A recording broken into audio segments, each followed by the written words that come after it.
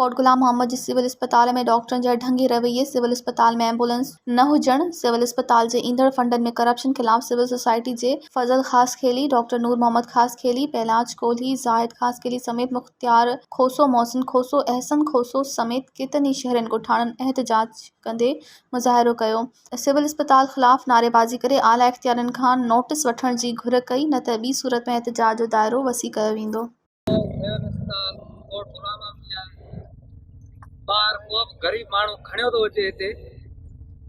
त को दाई आहे राति जो असीं हिकिड़ो टाइम वठी आया जॾहिं त छा चवनि दाई ते असीं सम्झूं कोन था हुन वटि वठी वञो हुन वटि वठी वञो डिग्री वठी वञो छा पोइ ग़रीबनि लाइ ठही आहे या इहा आवाम छाजे लाइ बिल्कुलु कामरेड जो असांजो चवणु आहे घणो बुखारी फारम जंहिंमें आउं पाण छोकिरीअ खणी आयसि जो कोई नाजायज़ी कंदा बिल्कुलु नाजायज़ी कंदा हक़ आहे त माना इहा गवर्नमेंट मुताबिक़ असांजो मञे त ग़रीबनि लाइ ठही आहे जेको कुझु अमलो कुझु सुधारियो वञे रुगो पघार खां राति जो वठियो त साईं डम रखियो पिया आहिनि अॻियां अस्पताल बंदि पई आहे दुश्मन मुंहिंजो डाहे न सघंदो नक्शो सिंध जो खिलंदो रहंदो रत असांजो जमंदो रहंदो जीअं त तव्हांखे ख़बर आहे अॼु असां हिते गॾु थिया आहियूं गॾु थियण जो हिकिड़ो ई मक़सदु आहे त हिते कोट गुलाम मोहम्मद जी जेका सिविल हॉस्पिटल जी इंतिज़ामिया आहे उहा को बि मरीज़ ईंदो आहे त हुते बदतमीज़ी ते लही ईंदी आहे न हिते को मथे जी सूर जी गोरी थी मिले न हिते को एमरजेंसी में एम्बुलेंस थी मिले हिते जा जेके डॉक्टर आहिनि डॉक्टर राफेल नाले हुन कल्ह असां त असां हुते वियासीं असांखे चवणु लॻो त बाबा हिते एम्बुलेंस न आहे ऐं ज़ाती कमनि जे लाइ जेको बि हिते मटीरियल आहे उहो यूज़ कनि था बाक़ी हिते मरीज़ जे लाइ मथे जी सूर जी गोरी बि न आहे असां आला इख्तियारनि खां मुतालबो कयूं था त हिते जी इंतिज़ामिया ते नोटिस वरितो वञे हिननि खे थोरो तमीज़ सां ॻाल्हाइण जी सिख्या ॾिनी वञे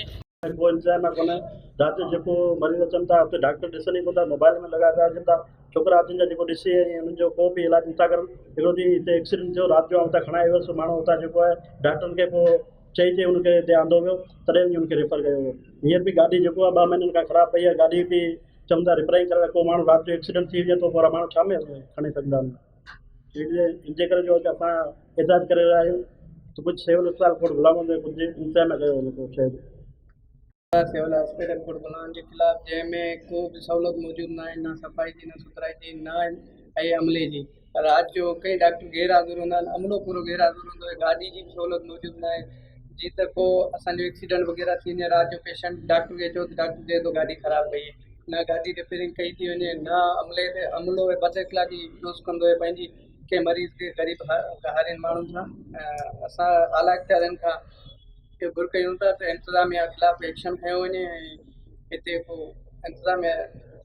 मज़ीद ख़बरनि ऐं तफ़सीलात लाइ विज़िट कयो असांजी वेबसाइट www.awamiNewsHD.com ऐं ॾिसंदा रहो अवामी न्यूज़ HD।